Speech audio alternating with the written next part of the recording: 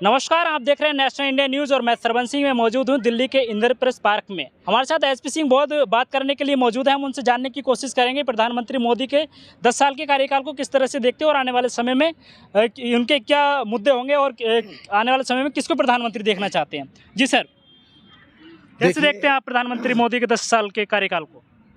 प्रधानमंत्री मोदी के 10 साल के कार्यकाल को मैं देखता हूं कि मैंने देश को बिकते हुए भी देखा।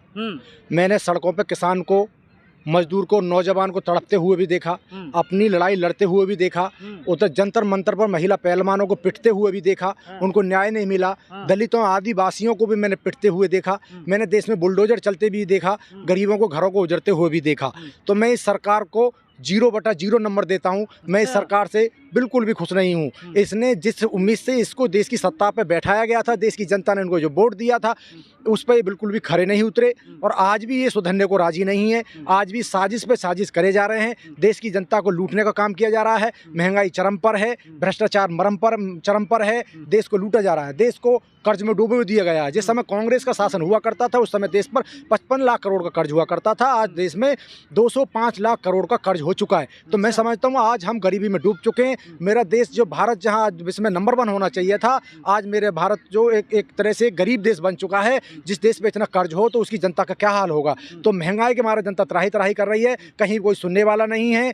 और जो भी शिक्षा खत्म कर दी गई है, रोजगार नहीं मिल रहे हैं और जितने भी हमारे सरकारी संस्थान हुआ करते थे उनका सबका निजीकरण कर दिया गया है। तो मैंने इस सरकार में इन सब चीज़ों को देखा है। तो मैं कह सकता हूँ कि ये सरकार हमारी कभी भी दलित आदिवासी ओबीसी की कभी ये सरकार नहीं थी। ये मनुवादियों की सरकार थी, ये आरएसएस की सरकार थी, जिन्होंने हमको लूटने का काम किया, हमारे साथ साजिश की। मैं इस सरकार को पसंद नहीं करता और इसका काम से मैं बिल्कुल भी समर्थन नहीं दूंगा।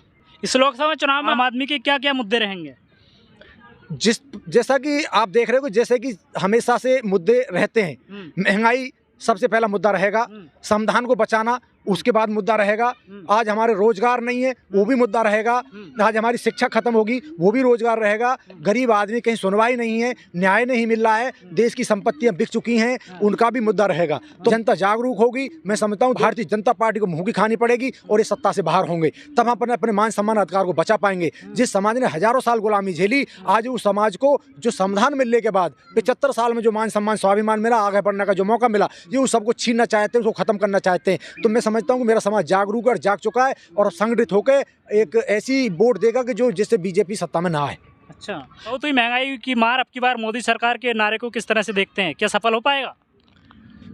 देखिए, जिस सरकार ने महंगाई पे हमको देश को लूटा हो, ये सिर्फ जुमला है। जुमलों में बार बार जनता नहीं गिरती। किसी के बहकावे में कोई एक बार आ सकता, बार बार नहीं आएगा। तो इन्होंने बहुत हुई महंगाई की मार, तो ये तो और डबल मार, बहुत हुई महंगाई की मार, इस बार डबल मार। तो इस बार हमको डबल मारा जा रहा है। हमें बिल्कुल ख़त्म कर दिया गया है।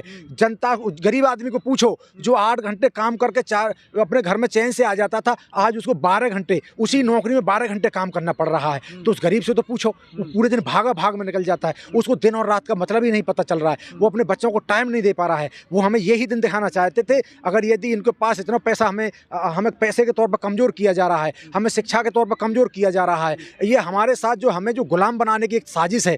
तो मैं समझता हूं कि इस बार हमारे ऊपर बहुत हुई महंगाई की बार, इस बार चौथरफा मार, इस बार हमारी तरफ चौथरफा मार पड़ी हुई है।